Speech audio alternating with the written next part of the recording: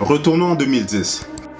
Quand j'ai commencé, encore une fois, je connaissais personne, j'avais pas un gros réseau de contacts, j'avais peu de connaissances en immobilier. Donc c'est sûr que pour trouver mes premiers clients, j'avais pas le choix de faire de la prospection téléphonique. J'essayais de rentrer en contact avec les gens dans mon entourage, ma famille directe, etc. Mais veux pas, à 27 ans, mon entourage, soit ils étaient plus jeunes ou de mon âge, un petit peu des plus vieux, mais la majorité avait des mauvais crédits, ou sinon l'autre partie, ils avaient déjà acheté les propriétés. C'est sûr que j'ai dû pousser ma bosse pour dénicher mes premiers clients, pour faire mes premières transactions. À travers ça, dans les réseaux de contacts, c'est sûr que je me faisais proposer des propriétés à vendre par un de mes contacts que lui avait un lien direct avec un contracteur. Il y avait souvent des projets neufs qui me proposaient de, si j'avais un acheteur, ben il me donnait une commission en échange. J'étais rémunéré à travers les acheteurs potentiels que je pouvais lui amener. Et je me rappellerai toujours comme si c'était hier. Une fois, il y avait un projet neuf qui venait d'arriver dans le secteur de Belleuil et il me dit: Chris, tu serais pas intéressé toi à l'acheter? À cette époque-là, justement, je venais de redresser mon crédit, j'avais pas beaucoup d'argent parce que avant ça, j'étais à l'école, j'essayais de me trouver une carrière, une business, quelque chose à me lancer.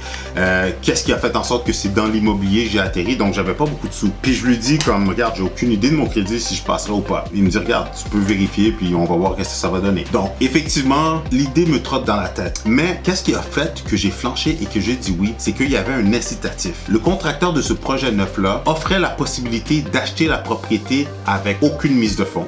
Il faisait tout pour s'assurer que tu puisses passer au crédit, pour que je passe au crédit. Et en plus, il donnait un cashback de 10 000 cash. Moi qui avais pas beaucoup d'expérience, pas beaucoup d'argent, c'est sûr que le 10 000 c'était vraiment de la poudre aux yeux, c'était vraiment intéressant. En plus, il garantissait que le condo, on pouvait les louer au montant de la valeur locative qu'on voulait. En plus que c'était un condo neuf, que dans le neuf, on n'est pas régi par la régie du logement et que justement, dans le secteur où est-ce qu'ils avaient fait la construction dans le coin de Belleuil, c'était le nouveau 10-30, c'était en plein développement et que justement, j'allais avoir aucun problème à le louer et être cash flow positif. Qu'est-ce qui m'amène aux erreurs que j'ai faites? Une des premières erreurs, c'est que j'étais mal entouré. Ces personnes-là n'avaient aucunement mon intérêt à cœur. Tout ce qu'ils pensaient, c'était à leur poche. Ils me mettaient de la poudre aux yeux, ils me mettaient ça le plus wow possible pour que chaque acheteur qui était intéressé par le projet s'embarque sans même faire aucune vérification, qui a été ma deuxième erreur de mon côté.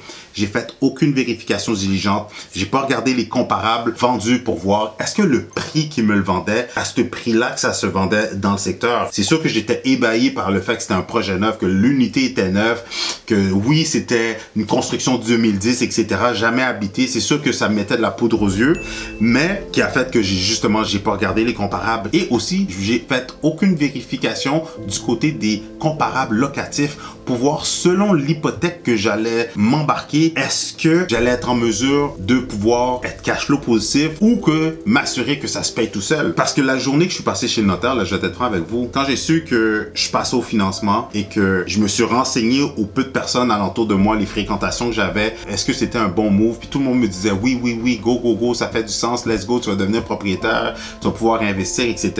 Bon, je me suis lancé, mais j'étais accompagné de personnes qui m'avaient dit: Chris, t'as-tu vérifié ça? Est-ce que tu connais quelles vont être exactement tes mensualités à tous les mois? Est-ce que tu vas être en mesure de louer? Quel est le prix maximum que ça se loue dans ce coin-là? Personne m'a conseillé de ces choses-là. Donc, qui a fait en sorte que quand j'ai passé chez le notaire et que j'ai réalisé que mes mensualités étaient de 1298, quasiment 1300 $, j'ai vite réalisé que le maximum que je pouvais louer le condo, c'était 925 $. Parce que en sortant de chez le notaire, plus personne n'était là pour m'accompagner, pour m'aider, pour me guider. Je me suis retrouvé seul. Ensuite, c'est sûr que veux pas, j'ai essayé de louer le condo plus cher pour être cash flow positif, pour réaliser que avec les annonces que j'avais mis un peu partout, personne m'appelait. Ensuite, plus que je baissais le prix, plus que là, oui, je recevais des téléphones, mais c'était un petit peu du n'importe quoi, jusqu'à ce que, boum, je tombe sur mon premier locataire et le maximum qui était prêt à me payer, c'était 925 $. La différence en déficit qui sortait de mes poches à tous les mois, c'était dans les alentours de 370 $ par mois. À l'époque, j'avais même pas cet argent-là. Sincèrement, je vais être franc avec vous, là, il y a même des moments dans cette période-là que des fois, j'allais faire l'épicerie, là, et j'étais en file, j'avais aucune idée est-ce que ma carte de guichet allait passer, parce que s'il y avait un paiement qui avait passé sur mon compte, boum, j'allais même pas pouvoir payer l'épicerie. En plus que j'avais une fille de 3-4 ans à l'époque. J'étais vraiment pas dans la bonne position financièrement. Aussi, j'avais aucune connaissance et aucune structure au point de vue de la gestion. Parce que le premier locataire, j'ai été chanceux, c'était une perle. Malheureusement pour moi, le propriétaire de l'unité au sous-sol allait mettre son condo à vendre. Veux pas, ceux qui habitaient dans le bâtiment, ils se parlaient entre eux. Fait que mon locataire, il a proposé de vendre son unité à mon locataire, qui est l'unité au 3e étage. Malheureusement pour moi, certains d'entre vous vont dire, mais Chris, pourquoi tu lui as pas vendu ton unité? Mais vous savez quoi, ça a été une autre erreur de ma part. Comme je vous l'ai dit tantôt, vu que j'avais pas vérifié les comparables vendus dans le coin, et comme je vous ai dit, pour acheter l'unité, ils avaient boosté le prix à la hausse. Pour les frais de toutes les parties qui se mettaient de l'argent dans les poches et pour pouvoir me donner le 10 000 $ en cash, dans le fond, ils ont dû booster les prix à la hausse, qui a fait en sorte que le condo, je l'avais acheté à 235, 239. Puis je vais être franc avec vous, je suis presque sûr que dans les faits, ce condo-là, j'aurais dû l'acheter, je vous dirais, dans les alentours de 180 000. Tout cet argent-là, ils se le sont mis dans leur poche et moi, je me suis retrouvé avec les mensualités. Fait qu'il a fait en sorte que quand la personne du bas allait mettre son unité à vendre, je pouvais pas compétitionner avec le prix que lui le vendait à mon locataire. Fait que mon locataire l'a acheté, il a déménagé en bas. Donc, je suis retombé sur le marché locatif, j'ai dû mettre mon unité en location. Qu'est-ce qui a fait en sorte qu'il m'a tombé sur le coup de grâce des locataires? Je suis tombé sur un locataire qu'il aménageait avec sa blonde, puis je pense qu'il y avait une petite fille. Très rapidement, ça a commencé à moins bien me payer. Pour que par la suite, il m'explique que Chris, je me sépare avec ma blonde, elle va quitter, mais j'ai un coloc qui va rentrer. Bon, au moins, je me suis dit, ça va m'assurer que je sois payé. Pour que les mauvais paiements commençaient à rentrer, il me payait pas. Mais moi, de mon côté, financièrement, comme je vous l'ai dit, ça allait vraiment pas bien.